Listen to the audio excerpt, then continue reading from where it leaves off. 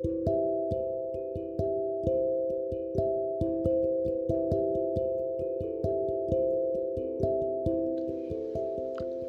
listener. My name is Pastor Deji Ajiwole. I want to welcome you to another series of marriage. Today, we want to talk about dealing with conflict in marriage. Now, you can love someone so deeply, and the person can end up, hurting your feelings. And when it comes to marriage, there is always a conflict. Conflict must definitely arise at a particular time. Now, conflict can be disagreement or ongoing disagreement in the relationship. Some may be the one that has been happening, regularly, maybe daily, on a daily basis, maybe monthly basis, it may be, at a particular season, and that's how conflict arises in marriage. When you look at it, it's always very stressful, it's always very challenging. But one of the things also that crisis or conflict helps, it helps also to clarify some issues. There are some things that you never observed before, but in the course of conflict happening or crisis arises, it helps you to discover some things about your partner. And the only way is that you don't need to begin to blame each other. What you need to do is you need to look at how you can resolve the individual differences. And now we want to talk about how can we resolve it? How can we deal with conflict in marriage? So we need to adopt a strategy. And dealing with conflict, of course, requires a lot of commitment from both parties. It's very, very important. So we need to be committed to it. You need to put your head down. You need to put your hand down and look at how can we resolve this issue. How can we stop this thing keep on reoccurring all the time?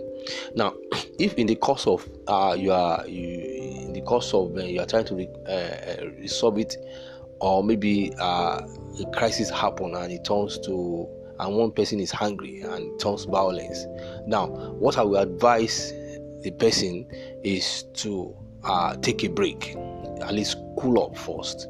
Just stay high. If you are someone that that is temperamental, then it's better for you to walk out. I'm not saying that you should walk out of the marriage, but just walk, at least stay away for a while, so that the thing will not turn to a physical violence. And it doesn't stop there. It's something that you need to work on. If you are someone that has a spirit of hunger, you need to deal with it. How can you deal with it? By praying. Ask God to help you. Ask the Holy Spirit to help you to deal with it. And of course, it's not only you, your partner. Maybe whether you are the husband or the wife, you need to help yourself. You need to pray so that it will not keep on reoccurring again. Now, another one is that how to deal with violence or deal with conflict in marriage is that you must be a good listener. You must be need to listen to each other. You shouldn't interrupt yourself. I think I've talked about that one during communication in marriage. So most time people don't listen. They are thinking about their next response, which is very, very wrong.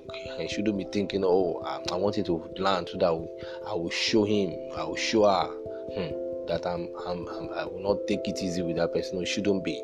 So there's no communication without active listening. You should understand that if you don't listen attentively to your partner, by the time you want to respond, your partner will not listen to you. And that is why you need to listen. And in the course of settling your issues, don't bring an old issues into those new issues. So your discussion should be based on what is on the ground, what is going on now. That is what your discussion should be based upon. Now, when you look at another point, also we can also deal with it. You need to change your mindset. So we need to, when you are coming into marriage, you are coming from different background, you are exposed to different things. You need to change your mindset, because relationship is made up of two, and for two to become one, they have to begin to reason together. They need to begin to look at how can they, at one point to compromise. You cannot always have your way, but you can compromise and have a healthy relationship. If one person want to have his way all the time, then it will be hurting each other. Don't try to focus on yourself too much. You also allow you need to hear your partner. You also need to look, consider your partner, when you are bringing an issue, and that's why the issue of compromise has to come in, because when two of you look at some issues and you try to see how you can resolve it, and one partner want to override or want to have his way, he wants his view alone to be heard, is absolutely wrong. The view of others also matters. So there are some times that two of you need to compromise. There are some times that you have to look at your partner and say, okay, I think I will go with your idea. I will go with your suggestion. I think I will go with your conclusion. It's very, very important that at a point as you are growing in your marriage, you need to compromise. It's very, very important. Another way that you can handle conflict is you must be willing to apologize to each other. Apologizing can save your relationship. If you still want to be in that relationship, then you must cultivate that habit of apologizing to each other. But that one doesn't mean if your partner is unfaithful or violence. If he's unfaithful, I will not tell you that you should apologize. What do I mean by unfaithful? Maybe if your partner is having affairs outside your matrimonial home, then of course you cannot. At that point in time, you need to the way you react will be different from that. So and if eventually you are wrong, it is very important to accept it. When your partner apologizes, you need to accept that apology. Is very, very important. And when you are talking about apology, now when we are talking, let's say, okay, let me talk about sorry. When it comes about telling sorry to each other, it's very important. It should be something that should not be scarce between two of you.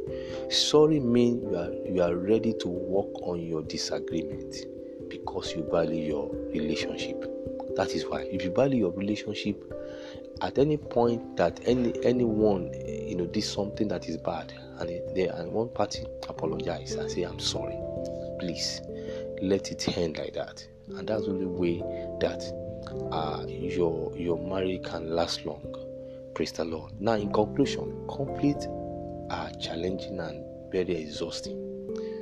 Sometimes you feel hurt, yes, but the right thing to do is to find solution with your partner. And the only way that the only solution is communication. Communication is the best way to handle any conflict.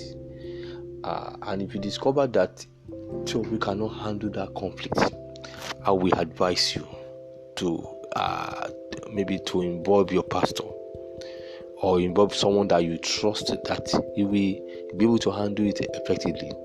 But before you can take that action, please, you need to be guided by the Holy Spirit. You need to go to God. It's not everybody that you can share your issue with. Of course, the first thing you need to at least consult first is God. Yes, after God can also refer you back to man. So at any point that God is referring to someone, you have to pray. You have to get direction. So it should be someone that he has the Spirit of God, someone that you can rely on, someone that can keep secrets, not someone that will begin to expose you. The Lord Almighty will help every marriages that are going through conflict, going through crisis. And I pray for all marriages, every listener. I pray for you that the Lord Almighty will intervene in any challenges that you are going through in your marriage in Jesus' name. Remain blessed. See you next week in Jesus' name.